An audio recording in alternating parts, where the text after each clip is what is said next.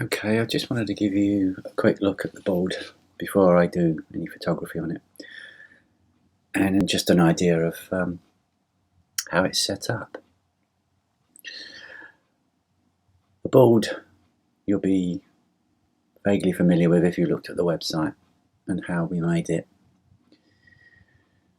I briefly mentioned cloning out the wires. What you can see, you can see the wires strung through the trees and following them there with the camera. And once switched on, they'll make a hell of a difference. These boards are for gaming on, so we're not building a diorama here. And again, as mentioned on the website, they are designed to be generic, so we can use these boards for any game from ancient to Napoleonic to Second World War, 40k, anything. We can use them for anything. But it was particularly designed and laid out to accommodate these new buildings we've got here. You'll see in a moment what the board looks like with just the lights on. And as I say, I won't take you through everything that I do to produce the images, because that would be a Photoshop tutorial, and this is not a Photoshop channel. This is the board with the lights on.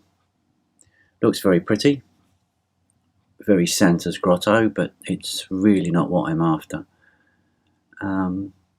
But this is the start point, and as I say, it's all done with multiple exposures and filling with flash. The board is now ready to go. I've tucked away any batteries and cables that I can. The lights, or the overhead lights, are off and everything is ready to go. So what I do is I get now an overall exposure for these lights, and then any areas that go dark, because the light doesn't reach, is where I put the flash. And as I say, it's all multiple exposure work, and that is basically it. So what you see now is the finished image. I think you'd agree it's a bit different to how it looked with just the lights on. The multiple exposures allow me to pick out certain things within the image, like the treetops and some of the reflections and some of the lights under the pagoda, and drop a sky in. I have two different images. One is what you see here, which is basically a full colour image, if you like. I didn't make any colour changes other than subtle ones. Any lights you see, blue or white or yellow, are purely from the exposures that I put in, or the lights that I applied to the image using filters and stuff like that. The second, I wanted to make it look like it was illuminated by moonlight, and I also wanted to add a slight little animation in there to bring it to life.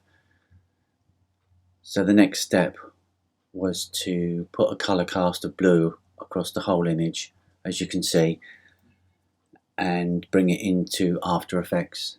There I could add an effect called particles, and that is what gives you the floating dust, or whatever you would like to call it.